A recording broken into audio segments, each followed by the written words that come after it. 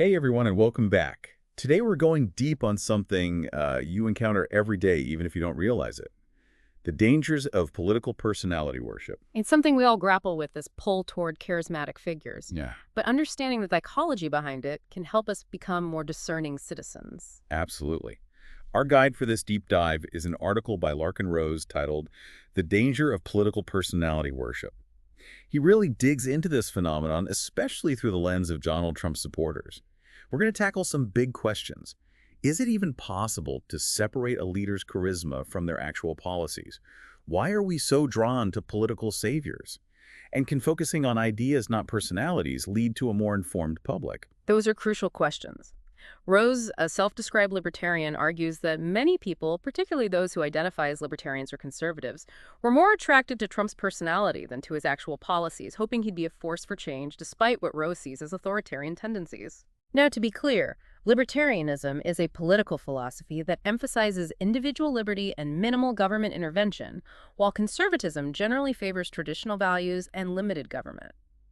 But Rose says this tendency to get swept up in personality isn't limited to any one ideology. He even calls Trump a cartoon character rather than a principled leader. That's a provocative statement. But Rose backs up by pointing out inconsistencies in Trump's actions and statements. For example, he advocated for censorship despite championing free speech, suggested punishment for flag burning while upholding the First Amendment, and supported gun control measures despite advocating for the Second Amendment. That does seem contradictory. Is Rose saying that any politician with a strong personality is automatically suspect? Not necessarily. It's about recognizing when we're letting personality overshadow the actual policies and ideas. It's like focusing on the shiny wrapping paper and forgetting to look at the actual gift inside. Okay, I see what you mean.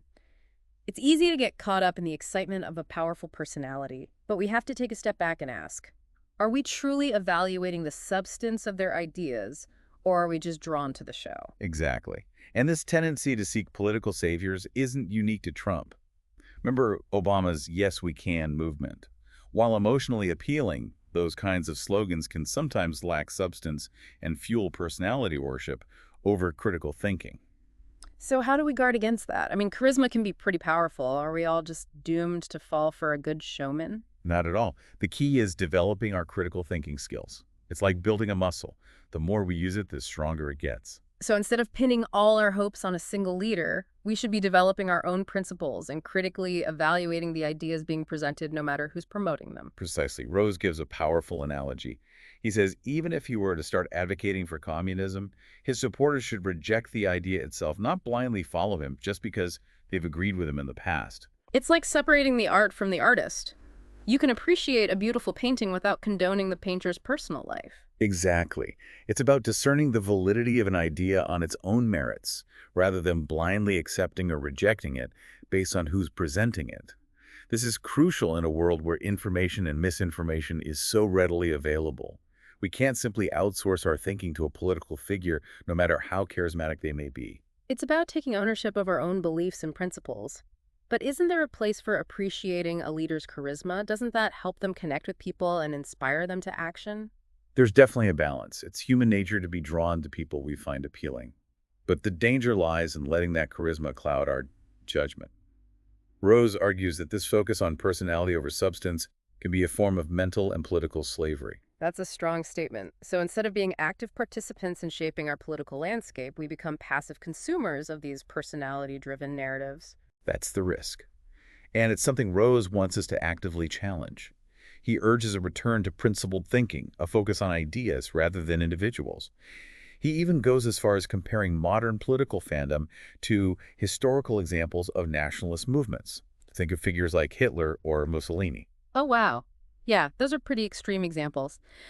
But I see your point. Yeah. There's a real danger when blind loyalty to a leader overshadows any thoughtful consideration of their actions. And unfortunately, this isn't just ancient history. Look at the political landscape today. Social media amplifies these personality-driven narratives, creating echo chambers where critical thinking often takes a backseat. We're bombarded with carefully curated images and sound bites designed to evoke emotional responses rather than encourage thoughtful debate. Okay, so we've established that getting swept up in personality over substance can be dangerous. But how do we break free from this cycle of political personality worship? How do we cultivate this critical thinking muscle you mentioned earlier? That's a great question, and one we'll explore further. But first, let's take a quick detour into history to see how this personality-driven politics has played out in the past. All right, let's step back in time for a moment. You mentioned Hitler and Mussolini earlier. What can we learn from those historical examples? Think about the rise of fascism in Europe during the 1930s and 40s. Those leaders cultivated larger-than-life personas. They understood the power of spectacle and used it to build fervent followings. So their followers were so caught up in the emotional wave that they overlooked the very real dangers of the ideologies being promoted. Exactly.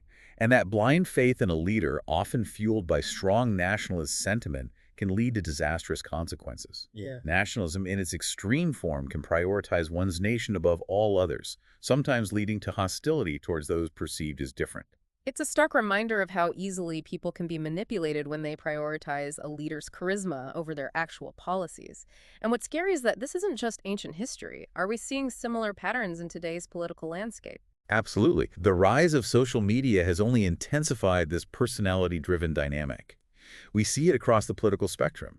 It's like we're constantly bombarded with these carefully curated images and sound bites designed to trigger an emotional response rather than encourage nuanced discussion. That's a great point. We're so quick to react with a like or a share based on a catchy headline or a powerful image. But are we really taking the time to understand the complexities of the issues? That's the challenge. Yeah.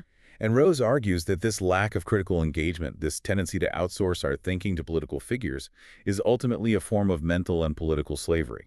So instead of being active, informed citizens who participate in shaping our political landscape, we become passive consumers of these personality-driven narratives. Precisely.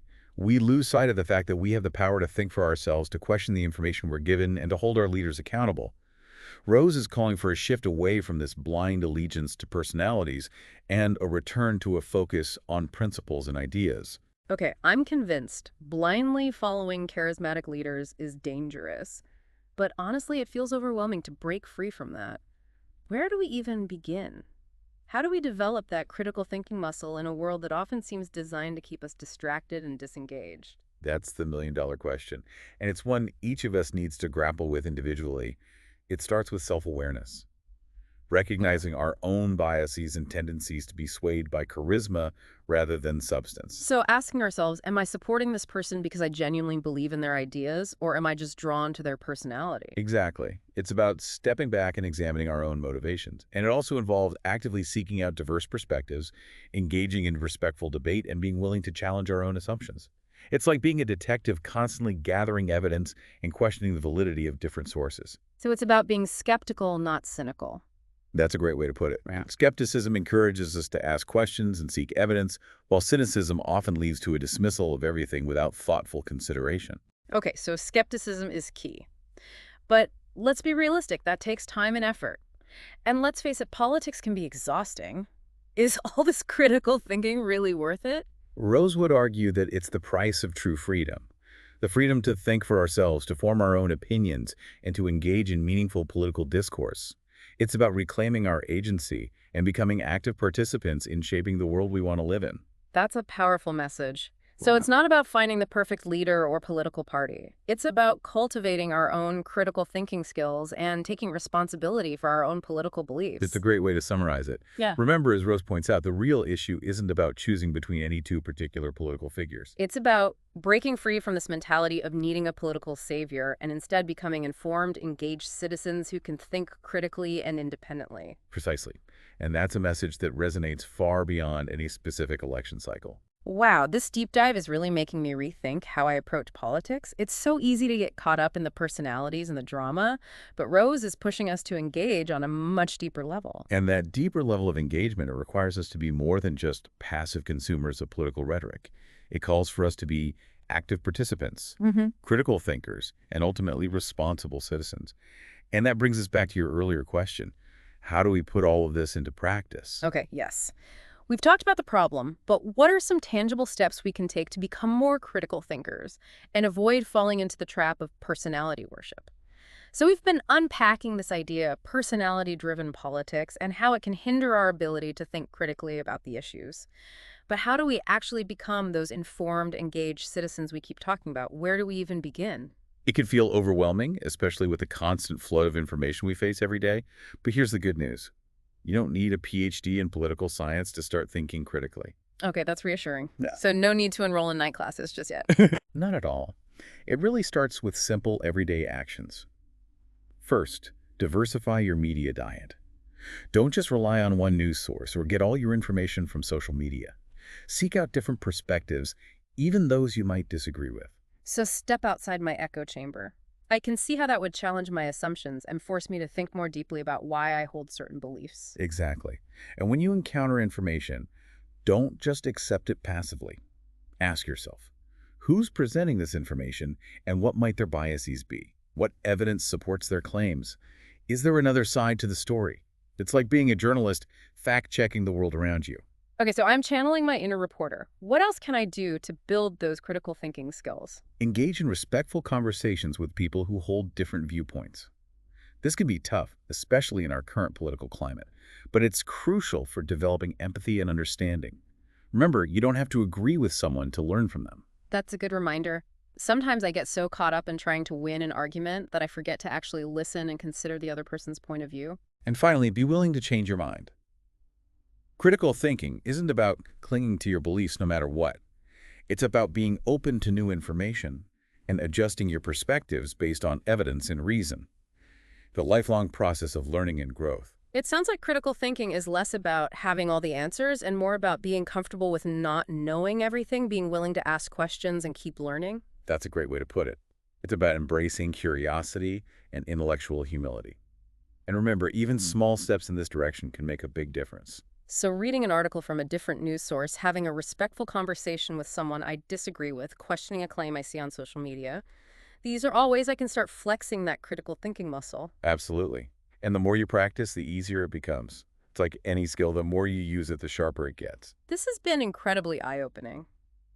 It's easy to feel like our individual actions don't matter, but it sounds like cultivating these critical thinking skills is one of the most powerful things we can do to become more informed and engaged citizens. It's empowering, right? Instead of feeling overwhelmed by the political landscape, we can become active participants in shaping it. Exactly. It's about reclaiming our agency and recognizing that we have a voice and a responsibility to use it.